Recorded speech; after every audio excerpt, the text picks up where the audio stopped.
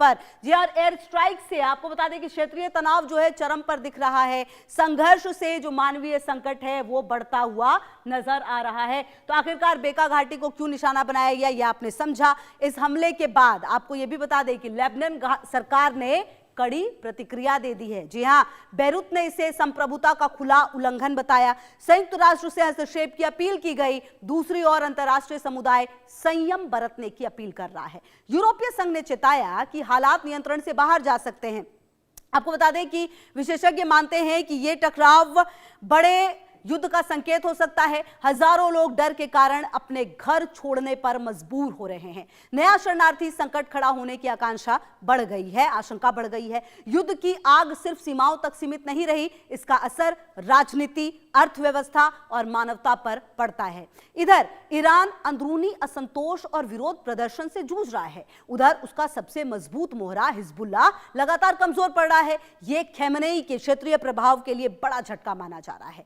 Axis of residence की ताकत पर अब सवाल उठने लगे हैं। मिडिल ईस्ट की पूरी ताकत का समीकरण बदला बदला सा नजर आ रहा है और इसीलिए अब आपको एक बार फिर से ग्राफिक्स के जरिए हम समझाने की कोशिश करेंगे कि आखिरकार दो मोर्चों पर घिरता हुआ ईरान क्यों नजर आ रहा है। ग्राफिक्स के जरिए हम आपको समझाने की कोशिश करते हैं। आप देखिए कि कहीं ना कहीं जो देश के अंदर चल रहा है ईरान में, उसके आपको बता दें कि जो देश के अंदर विद्रोह है वो काफी ज्यादा है। बाहर सहयोगी गुट जो है वो कमजोर होता हुआ नजर आया है और ऐसे में आपको बता दें कि ये पूरी परिस्थिति अगर आप देखें, हिजबुल्लाह पर दबाव काफी ज्यादा है और इजराइल की जो रणनीति है वो काफी आक्रामक मानी गई है। इसके अलावा जो क्षेत्रीय पावर बैलेंस है वो शिफ्ट होता हुआ नजर आया है और खमेनेई की रणनीति पर संकट है। कुल मिलाकर ये जो पूरी परिस्थिति है वो बदलती बदलती सी इसीलिए नजर आ रही है। अब देखिए तस्वीर धीरे धीरे साफ हो रही है। ईरान अंदर से टूट रहा है और बाहर उसका प्रभाव भी दरक रहा है। हिजबुल्लाह पर हो रहे हमले सिर्फ सैन्य कार्रवाई नहीं बल्कि एक पूरे नेटवर्क पर प्रभाव है। आने वाले समय में यह टकराव पूरे मध्य पूर्व की दिशा तय करेगा और दुनिया एक बार फिर युद्ध की छाया में खड़ी नजर आ रही है।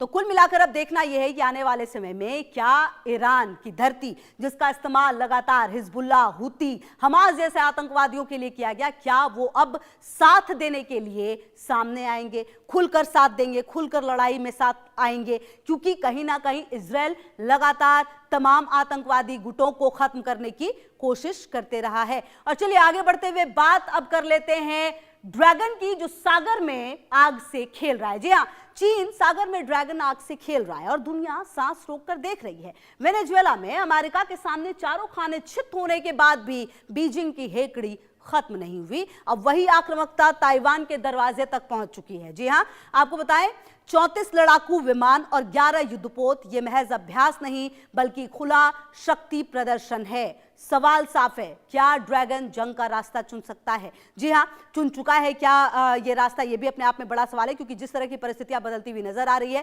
ताइवान के आसपास हालात तेजी से तनावपूर्ण होते जा रहे हैं। ताइवान के रक्षा मंत्रालय ने बड़ी सैन्य हलचल की पुष्टि की।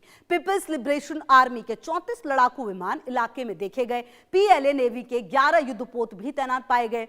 एक आधिकारिक चीनी जहाज की मौजूदगी भी दर्ज की गई। इस गतिविधि को बीते महीनों की सबसे बड़ी तैनाती बताया जा रहा है। चीनी विमानों में से 18 ने मीडियन लाइन पार की। मीडियन लाइन को ताइवान तक अनौपचारिक सीमा मानता है। इन विमानों ने ताइवान के ADIZ क्षेत्र में प्रवेश किया।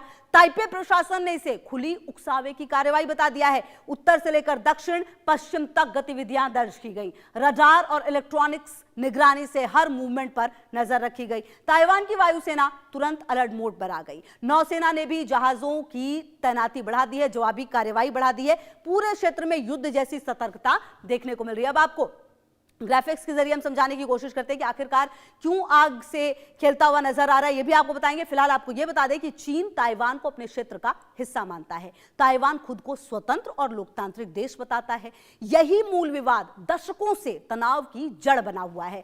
हर नई सैन्य तैनाती इस टकराव को और गहरा करती है। विशेषज्ञ मानते हैं कि यह मनोवैज्ञानिक दबाव की रणनीति है। बीजिंग ताइपे पर लगातार दबाव बनाना चाहता है। इसका असर केवल ताइवान तक सीमित नहीं है, पूरी इंडो पैसिफिक पैसिफिक क्षेत्र में सुरक्षा समीकरण बदल रहे हैं। अमेरिका लगातार ताइवान के समर्थन में खड़ा दिखाई दे रहा है। वेनेजुएला में चीन की कूटनीतिक चालें नाकाम हो चुकी हैं। अमेरिका ने वहां चीन की रणनीति को झटका दे दिया। इसके बावजूद बीजिंग अपनी आक्रामक नीति से पीछे नहीं हट रहा। चीन दक्षिण सागर से लेकर ताइवान तक शक्ति प्रदर्शन जारी है।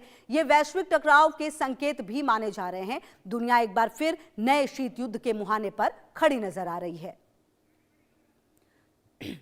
अब सवाल ये उठता है कि आने वाले समय में ताइवान पर जो ये मंडराया है खतरा, आने वाले समय में इसको किस तरीके से देखा जाएगा, किस तरीके से तमाम परिस्थितियां जो हैं वो बदलती हुई नजर आएंगी।